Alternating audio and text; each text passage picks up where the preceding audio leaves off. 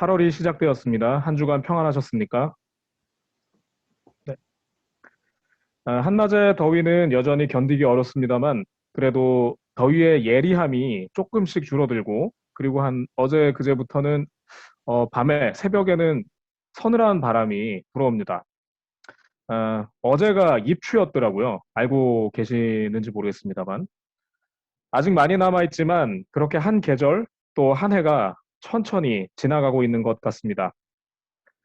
지난주 사회적 거리두기 현 단계가 2주간 더 연장되었습니다. 삶의 계획을 2주 단위로 수정했었던 것이 도대체 몇 번이었는지 모르겠습니다. 우리가 예배 후에 전체 회의를 통해서 논의하겠습니다만, 우리의 여름 나들이도 많은 부분 축소가 필요하지 않을까 생각됩니다. 솔직히 많이 서운합니다. 누구의 잘못도 아닌 혹은 모두의 잘못일 수도 있는 이 전 지구적 재앙 속에서 여유와 적응, 여유와 적응은 생존의 제1 덕목이 아닌가 싶습니다. 지난 2010년 칠레에서 발생했었던 구리 광산의 붕괴 사건을 혹시 기억하시는지 모르겠습니다. 그때 700m 지하 갱도에 갇힌 33명의 노동자들이 장장 69일, 69일 만에 전원이 구조되는 굉장히 뭐 안타까운 사건이었지만 그래도 정말 다행이었던 사건이었습니다. 칠레는 여러분이 아시듯이 화산 활동이 많은 곳이기 때문에 그 땅 속에 지열이 무려 32도가 넘는 그런 곳이었죠. 그렇게 더운 갱도에서 그들이 생존을 위해 택한 건 역시 여유와 적응이었습니다. 그들은 어둠에 적응하고 부족한 배터리를 아끼기 위해서 일정 시간 불을 꺼놓고 한참 있거나 아니면 조를 짜서 긴 시간 잠을 청하기도 했습니다. 또 지하수 물길 탐사, 그리고 상담과 예배, 배터리를 어떻게 사용하면 좀 더 길게 사용할 수 있는가에 대한 연구, 그리고 자체적인 게임, 그리고 콘서트, 이렇게 등등 각자가 할 수 있는 그리고 희망하는 역할을 맡아서 지하 생활이 조금이라도 여유 있도록 자신들만의 공동체를 69일간 꾸려갔었던 것입니다. 그 결과 갇혀있던 노동자들은 모두 건강하게 돌아올 수 있었을 뿐 아니라 생존자 중에 그 볼리비아 노동자가 한 분 있었는데요. 그 분을 계기로 당시에 칠레와 볼리비아가 그 이데올로기 대립으로 굉장히 크게 그 국가 간의 그 냉전 상황을 겪고 있었는데 이 노동자의 생환으로 두 국가가 화해하는 일이 있었다고도 합니다. 우리 각자와 모임 역시 이렇게 여유와 적응을 통해 건강하게 이 시간들을 보낼 수 있도록 우리 함께 지혜를 모아야 하겠습니다. 평소에 서로에게 뭐 카톡을 포함해서 안부 인사를 간단히라도 서로 나누는 것도 좋은 방법이 아닐까 생각합니다. 아무쪼록 아직은 얼마간 더 이어질 이 무더위와 계속되는 코로나19 상황 속에서 여러분 모두에게 몸과 마음의 건강이 있으시길 기원 드리겠습니다. 시작 전부터 말도 많고 탈도 많았던 2020 도쿄 올림픽이 오늘 저녁 마무리됩니다. 오늘 아마 오전에 예배드리기 전에 혹시 아마 배구 경기를 보신 분도 있지 않을까 싶습니다. 뭐 안타까운 결과입니다만 그 최선을 다한 선수들에게 박수를 쳐주고 싶습니다. 언제 네, 종아님이 하시는데 저희가 같이 한번 박수 한번 칠까요? 네. 제가 아는 한 종아님도 저처럼 그 국가대항 이런 거 안 좋아하는 분인데 저렇게 박수를 친다는 건 훌륭한 경기이지 않을까 싶습니다. 언젠가 제가 지난해로 기억하는데 하늘뜻 펴기에서 제가 운동 되게 싫어한다는 말씀을 드렸었죠. 그리고 저는 사실 열렬히 응원할 만큼 애국심도 없고요.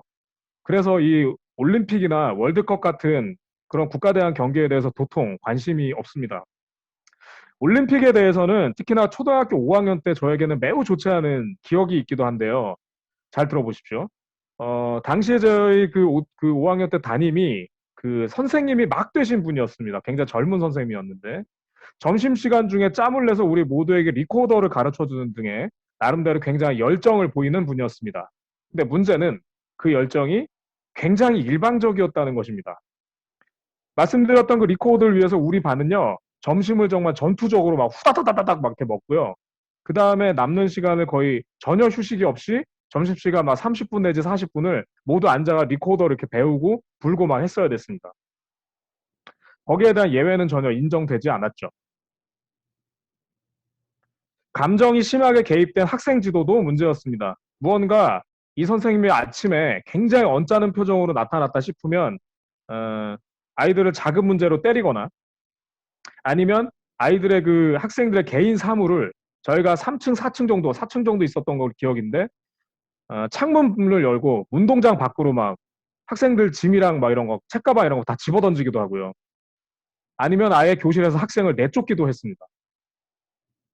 더욱 심각했던 건 가정 형편이 좋은 집 아이들, 조금 사는 집 아이들에 대한 편애였습니다. 그의 스승의 날 아이들이 왜 옛날에는 다 지금은 어떤지 모르겠습니다. 저희 때는 막 조금씩 조금씩 다 집에서 왜 엄마 아빠한테 돈 받아가지고 스승의 날에다 선생님한테 다 선물 다 드리고 했잖아요. 그 아이들이 건넨 선물을 보란 듯이 그 교탁에다 쫙 늘어놓은 다음에 거기에서 가장 비싼 것임에 분명한 그 블라우스를 이렇게 들고 막 이렇게 대면서 너무 좋다고 그러면서 그것을 가져온 아이를 그 시간 내내 이렇게 칭찬했었던 뭐 감각이 좋다는 둥, 뭐 엄마가 예쁘시다는 둥, 뭐 했었던 그런 칭찬했던 모습은 지금도 사실 눈에 선합니다. 그 선생님이 기말 시험을 앞둔 어느 날 우리들에게 일장 연설을 하셨습니다. 우리 반이 전체 1등을 해야 돼. 그러니까 열심히 하란 말이야. 사람들은 1등만 기억해.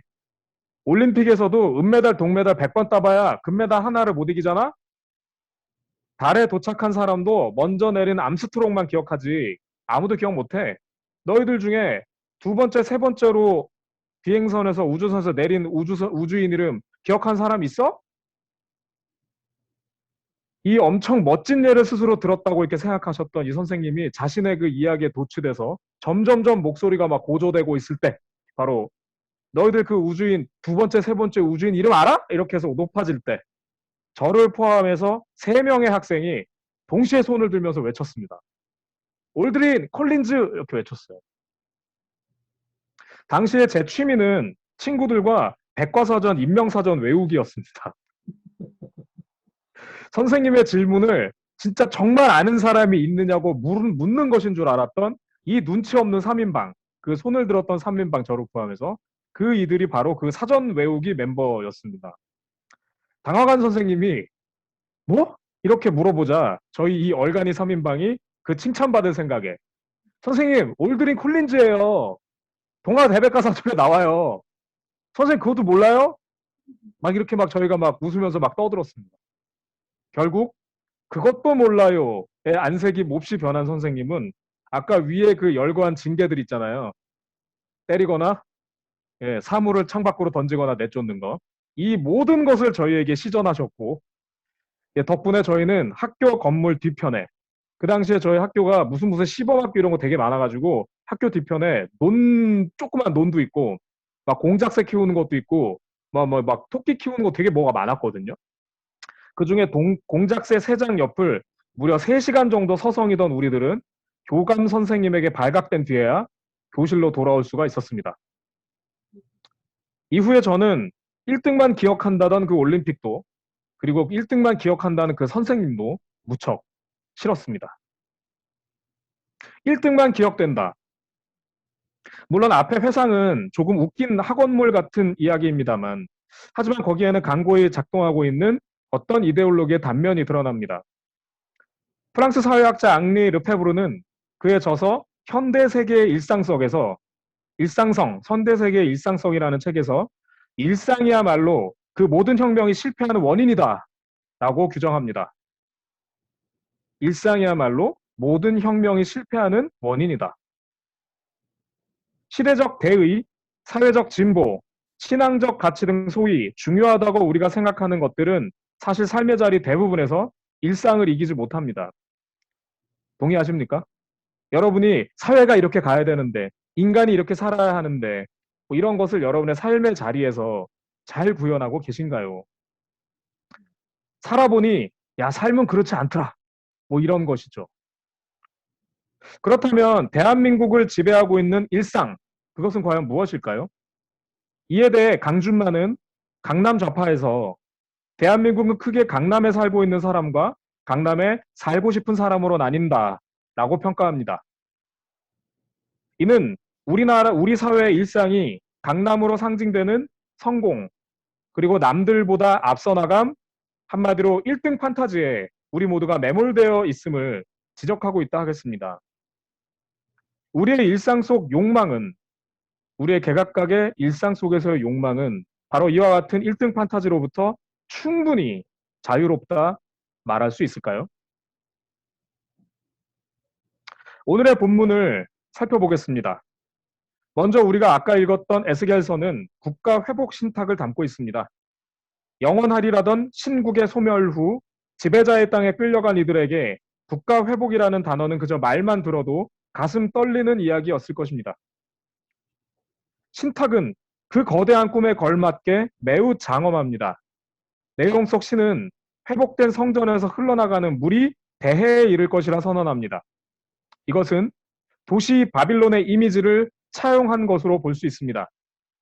당대 패권국가 바빌로니아는 유프라테스 하류 지역의 수도 바빌론을 조성하면서 강물을 끌어들여서 도시 방비를 위한 해자, 그리고 성전, 공중정원, 그리고 왕궁을 통과하는 아주 거대한 관계수로망을 구축했습니다.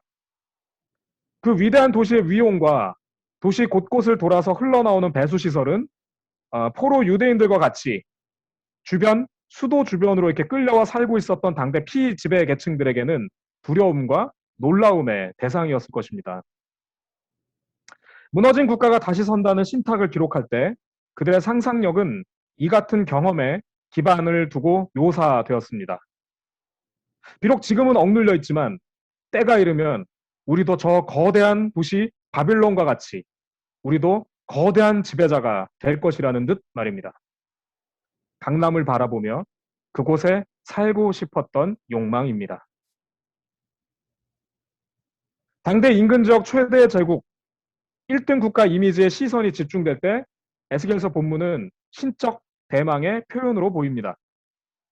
하지만 1등 화려함에서 시선을 돌려서 본문을 좀 더 세밀히 살펴볼 때 우리는 자신이 노동한 결과물을 빼앗기지 않고 마음 편히 어업에 종사하고 있는 자유민들을 발견하게 됩니다. 에스겔서 47장 10절입니다. 그때는 어민들이 고기를 잡느라고 강가에 늘 늘어설 것이다. 어민들이 엔게디에서부터 에네글레임까지 이르기까지 어디에서나 그물을 칠 것이다. 물고기의 종류도 지중해에 사는 물고기의 종류와 똑같이 아주 많아질 것이다. 정확한 위치는 현재 알 수 없습니다만 엔게디는 사해의 서부 쪽, 에네글라임은 사해의 남부 지방 어딘가로 보는 것이 학계의 정설입니다.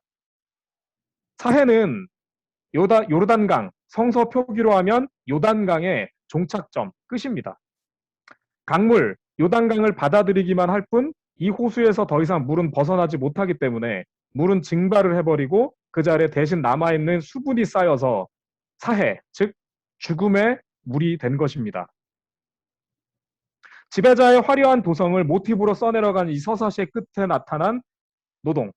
이것은 아마도 아무것도 낚을 수 없는 그 죽음의 호수에서 많은 소출을 거두게 된다는 것으로 어떤 그 신의 위대한 기적을 묘사하려 한 것이겠습니다만 우리는 새로 건설되는 하느님 나라에서 어민으로 상징되는 노동자, 그 작고도 힘없는 존재들이 이 거대한 서사시의 주인공으로 등장하고 있다는 것으로도 볼 수 있습니다.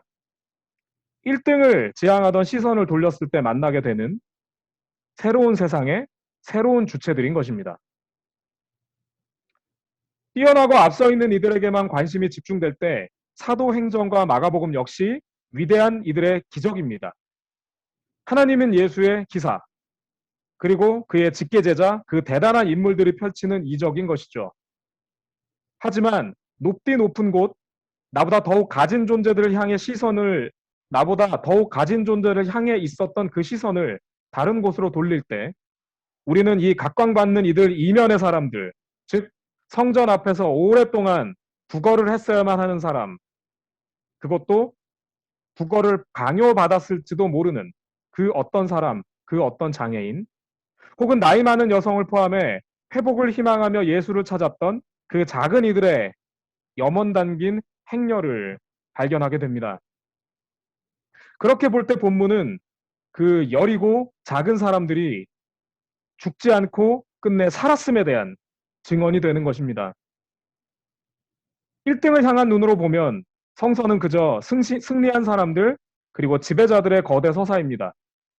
하지만 다양성의 관점으로 시선을 돌려볼 때 성서는 쉽지 않은 삶을 포기하지 않고 돌파해 갔었던 그 몹시도 작은 존재들의 증언인 것입니다.